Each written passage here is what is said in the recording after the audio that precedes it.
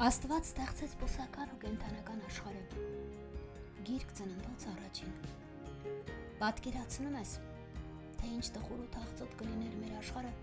եթե չլինեին կենդանիները, թռչուններն ու բույսերը։ Աստված կամեցավ,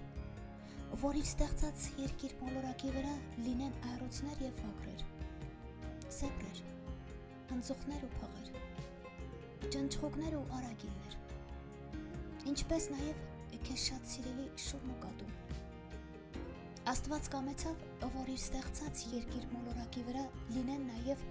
սքանչելի ծառեր, գեղեցիկ ու բազմազան ծաղիկներ։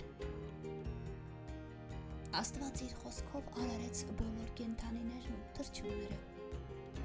ձկներն ու սողունները։ Աստված երկիրը լցրեց նաև հրաշալի ծառերով ու բույսերով։